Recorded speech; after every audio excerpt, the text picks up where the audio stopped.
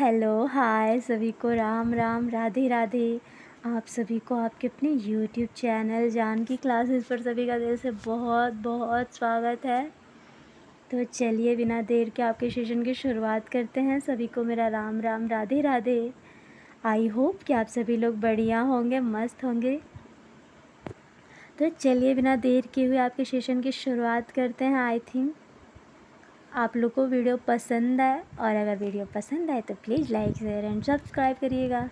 तो चलिए आज का आपका कॉन्सेप्ट है एनसीएफ 1975, जो कि बहुत ही महत्वपूर्ण है और असर्शन और रीजन पे तो बहुत ही क्वेश्चन बनते हैं।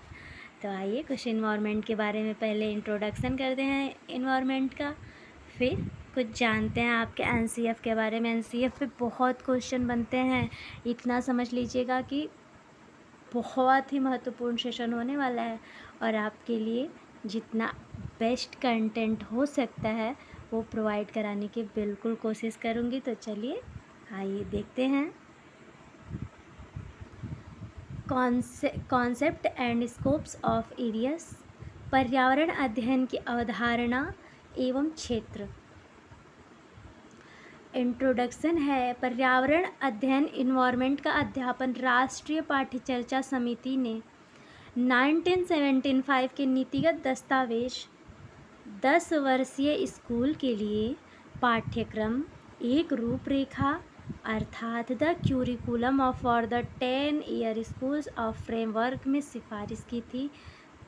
एक वर्ड देखिएगा कि बहुत ही महत्वपूर्ण है, बहुत महत्वपूर्ण है आपके लिए। एक एक वर्ड आपके लिए बहुत महत्वपूर्ण है। क्या बोल रहा है कि पर्यावरण अध्ययन का अध्यापन राष्ट्रीय पाठ्यचर्या समिति ने 1975 के नीतिगत दस्तावेज 10 वर्षीय के लिए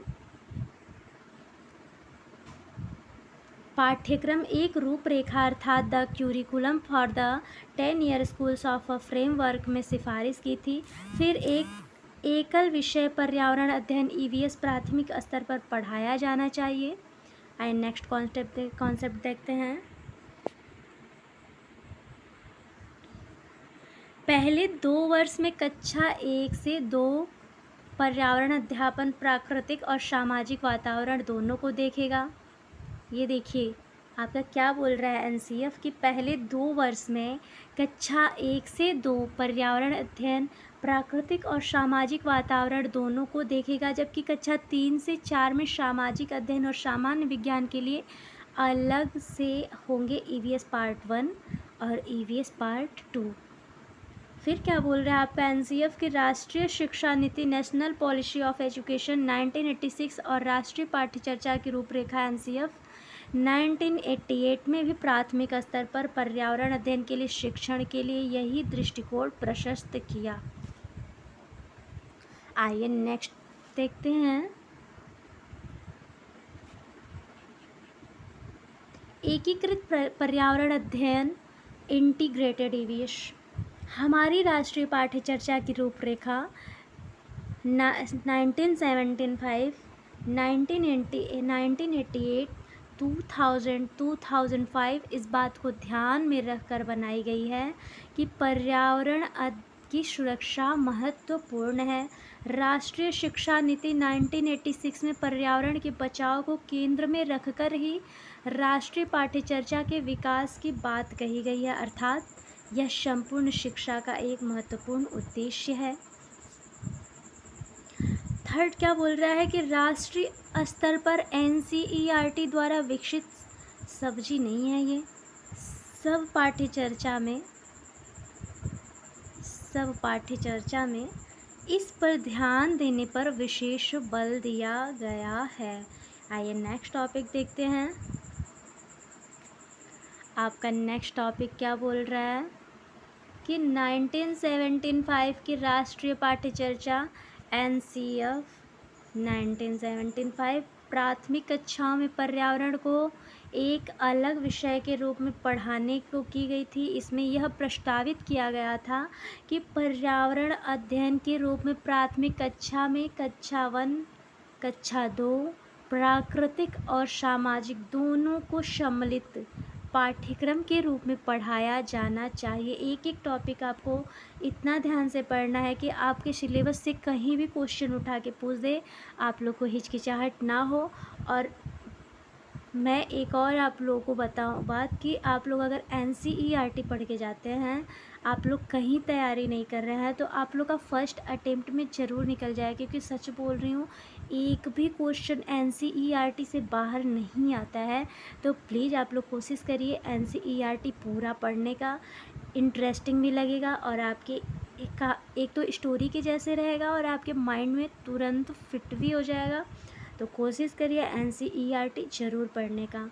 आइए देखते हैं, 1 और कक्षा 2 में प्राकृतिक और सामाजिक दोनों को सम्मिलित पाठ्यक्रम के रूप में पढ़ाया जाना चाहिए एवं कक्षा 3 व 4 तक इसमें 2 विषय के रूप में अर्थात पर्यावरणीय अध्ययन 1 प्राकृतिक विज्ञान और पर्यावरणीय अध्ययन 2 सामाजिक विज्ञान पढ़ाया जाना चाहिए। आइए नेक्स्ट टॉपिक देखते हैं क्या बोल रहा है, हमारे इन्वायरमेंट में क्या क्या आता है। तो ये देखिए, इसमें हम वनस्पति एवं जंतु के प्रकारों एवं उनकी सुरक्षा के बारे में अध्ययन करते हैं। थर्ड बोल रहा है कि प्राकृतिक संपदा एवं उनकी समस्याओं का संरक्षण एवं सुरक्षा, इसमें जल, मृदा, वन, खनिज, बिजली एवं परिवहन शामिल है। फोर्थ क्या बोल रहा है कि पर्यावरण के अध्ययन क्षेत्र में न सिर्फ पृथ्वी वरन अंतरिक्ष भी सम्मिलित है। फिफ्थ क्या बोल रहा है कि मानव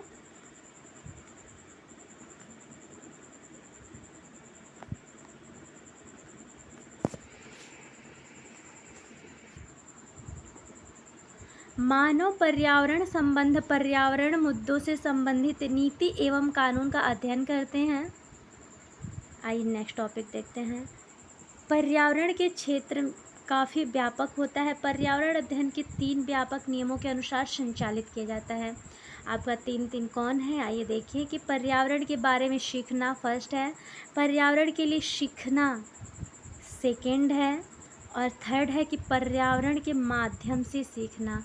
आपके इन तीनों में अंतर है कि पर्यावरण के बारे में सीखना, पर्यावरण के लिए सीखना, पर्यावरण के माध्यम से सीखना। इन्वायरमेंट के बारे में हम अगर कुछ जानने की कोशिश करते हैं तो इन्वायरमेंट के बारे में सीखना कहलाता है। इन्वायरमेंट के लिए हम कुछ सीखते हैं, जैसे जिस माहौल में हम लोग रहते हैं उस इन्वायरमेंट के ढलने के लिए अगर जो चीज़ हम लोग सीख रहे हैं वो होता है पर्यावरण के लिए सीखना। और पर्यावरण के माध्यम से सीखना, सामाजिकरण यही कहलाता है। जिस इन्वायरमेंट में हम लोग रहते हैं उसके माध्यम से जो चीज़ भी हमें सीख मिलती है वो होता है पर्यावरण के माध्यम से सीखना। आइए नेक्स्ट टॉपिक देखते हैं। पर्यावरण अध्ययन इन्वायरमेंटल स्टडीज। पर्यावरण अध्ययन परिवेश के सामाजिक और भौतिक घटकों की अंतर क्रियाओं का अध्ययन है। अतः जब हम अपने परिवेश अर्थात इर्द गिर्द उपस्थित उपरोक्त सामाजिक और बौद्धिक घटकों को समझने का प्रयास करते हैं तो वही पर्यावरण अध्ययन कहलाता है। आपके सामाजिक घटक क्या क्या होते हैं, आइए देखिए। भाषा होता है, मूल्य होता है, संस्कृति होती है। और आपके भौतिक घटक में क्या आता है, वनस्पति आता है, पशु पक्षी, हवा और पानी। आइए नेक्स्ट टॉपिक देखते हैं। ये ईश्वर भाई पटेल की एक समीक्षा है जो यहाँ कट गया है, लेकिन आप लोग याद रखिएगा कि ये किसकी समीक्षा है, तो ईश्वर भाई पटेल की। ईश्वर भाई पटेल की। आइए उनकी समीक्षा क्या है देखते हैं।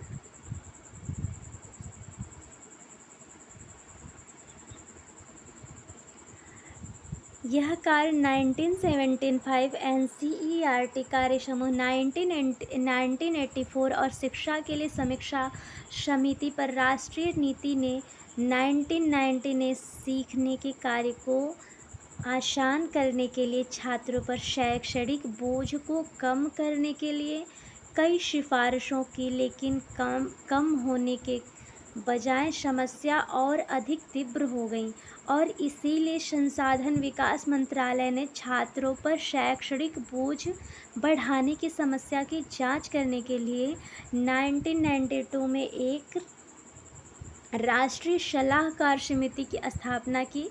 भारत सरकार 1993 क्या बोल रहा है कि 1977 एनसीईआरटी कार्य समूह जो था वह 1984 और शिक्षा के लिए समीक्षा समिति पर राष्ट्रीय नीति 1990 ने सीखने के कार्य को आसान करने के लिए छात्रों पर शैक्षणिक बोझ को कम करने के लिए किए सिफारिशों की, लेकिन कम होने के बजाय वो और भी समस्या अधिक तीव्र हो गया और इसीलिए संसाधन विकास मंत्रालय ने छात्रों पर शैक्षणिक बोझ बढ़ाने की समस्या की जांच करने के लिए 1992 में एक राष्ट्रीय सलाहकार समिति की स्थापना की, जो है कि भारत सरकार 1993। ये सबको पता है और सेशन रीजन में बहुत ही क्वेश्चन आता है, तो एक एक टॉपिक बिल्कुल ध्यान से देखिएगा। आइए नेक्स्ट टॉपिक देखते हैं क्या बोल रहे हैं।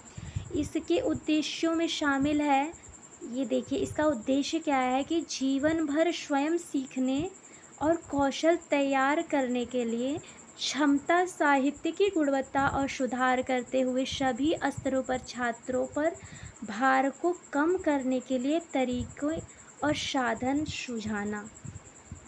इसका उद्देश्य यही है कि जीवन भर स्वयं सीखने और कौशल को तैयार करने के लिए क्षमता सहित गुणवत्ता और सुधार करते हुए सभी स्तरों पर छात्रों पर भार को कम करने के लिए और तरीकों और साधन को सुझाना इसका उद्देश्य है।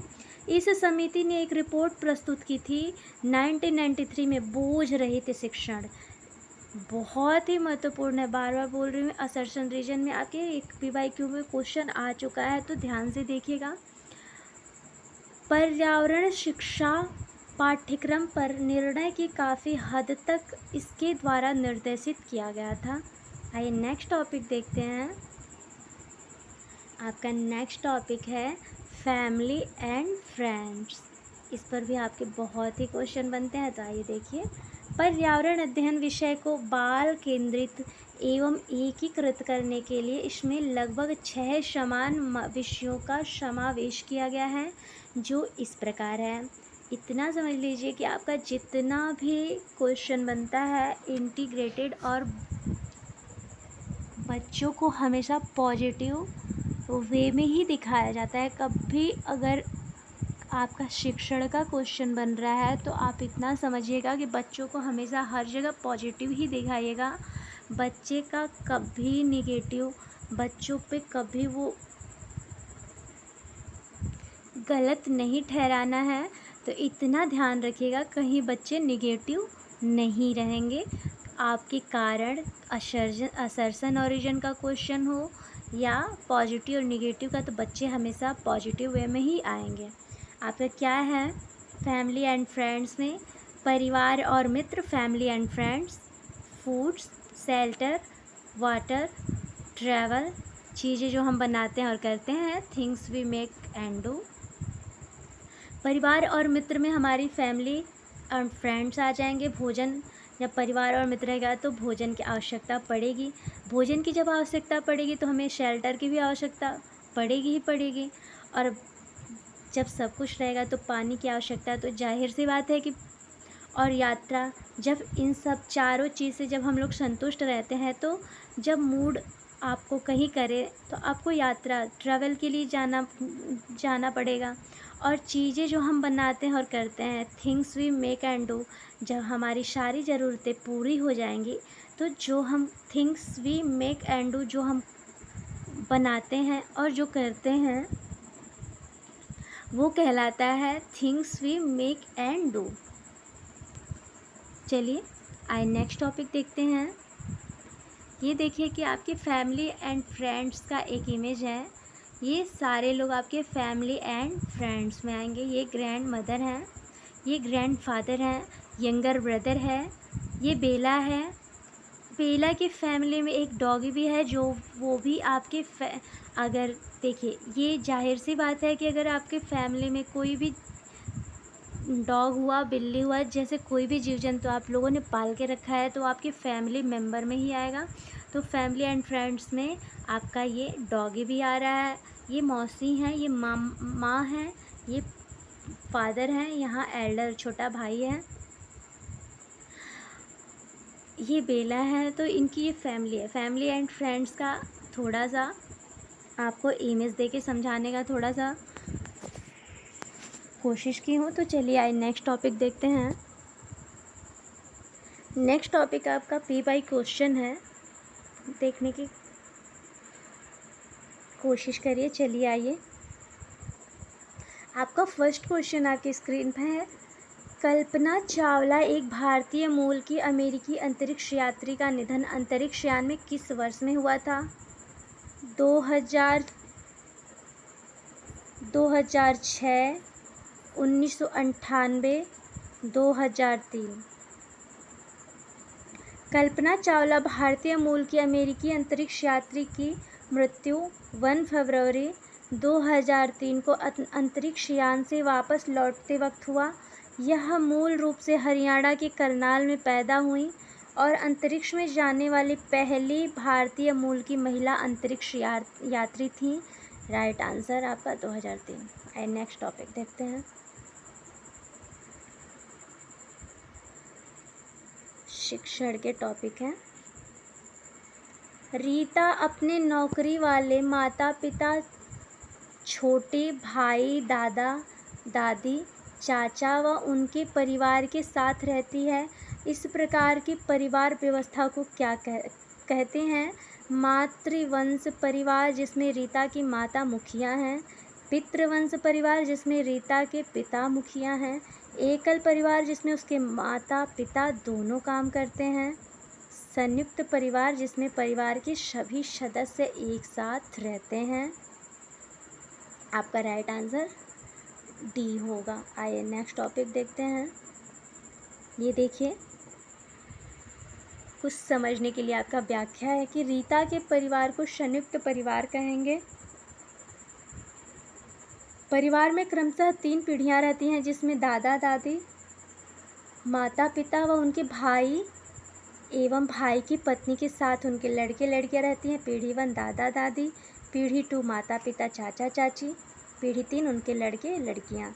जबकि एकल परिवार में कौन कौन आता है? तो उनके बच्चे शामिल होते हैं। इसमें 1 पीढ़ी या 2 पीढ़ी ही शामिल हो सकती है। आई होप कि आप लोग समझ रहे होंगे। तो चलिए नेक्स्ट टॉपिक देखते हैं। नेक्स्ट क्वेश्चन आपका स्क्रीन पर है। हमारे देश के किस एक राज्य केंद्र शासित प्रदेश में खेती के लिए जंगल की भूमि सारे ग्रामवासियों की साझी होती है, अलग अलग परिवारों की नहीं होती है? फर्स्ट ऑप्शन है Ladakh, second Puducherry, third Mizoram, fourth है छत्तीसगढ़।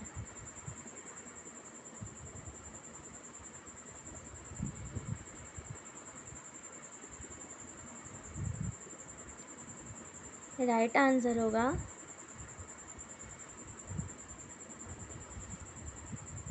मिजोरम।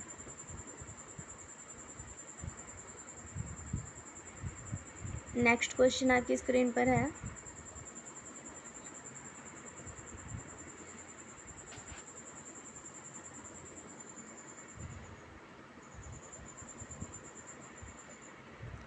प्राथमिक सामाजिकरण है शुरुआती आयु में परिवार एवं मित्रों से सीखना, किशोरावस्था में समाज से सीखना, प्राथमिक स्तर पर समाज से सीखना, शिक्षकों का अनुसरण करना।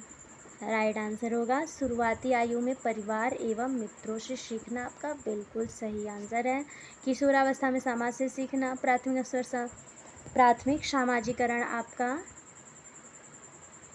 0 से 2 वर्ष आ जाता है। आइए नेक्स्ट टॉपिक देखते हैं। बच्चों को सामाजिकरण की शुरुआत बच्चे के परिवार, मित्र तथा अन्य लोगों से ही होती है। इसे प्राथमिक सामाजिकरण कहते हैं। जो स्कूल जाने से पूर्व ही आरंभ हो जाती है। चलिए, ये फिर 2011 में यही चीज़ पूछा है कि प्राथमिक सामाजिकरण क्या है, तो शुरुआती आयु में परिवार एवं मित्रों से सीखना।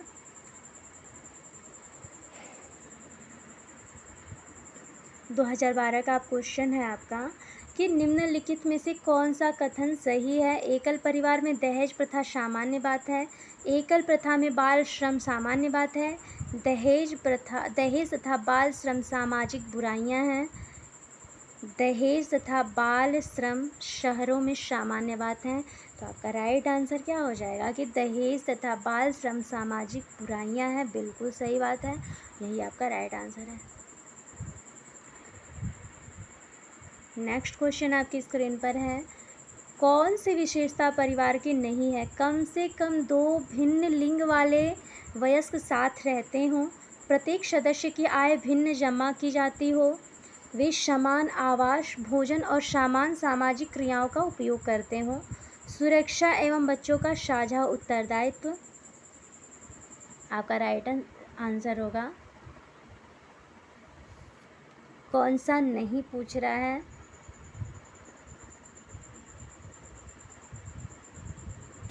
कम से कम 2 भिन्न लिंग वाले वयस्क साथ रहते हों, ये तो सही है। प्रत्येक सदस्य की आय भिन्न जमा की जाती है, ये बात बिल्कुल गलत है और यही आपका राइट आंसर है। आइए देखते हैं, मनुष्य सहित सभी जीव जंतु अपने अपने बच्चों के साथ रहते हैं और अपने अपने परिवार बनाते हैं। एक मनुष्य परिवार में वे सभी लोग होते हैं जो एक दूसरे के रक्त संबंधी होते हैं। परिवार छोटा और बड़ा दोनों हो सकता है। परिवार में कम से कम 2 भिन्न लिंग वाले वयस्क को साथ रहना चाहिए। इसके अलावा वे समान आवास, भोजन और समान सामाजिक क्रियाओं का उपयोग करते हों तथा सुरक्षा एवं बच्चों का साझा उत्तरदायित्व होना चाहिए।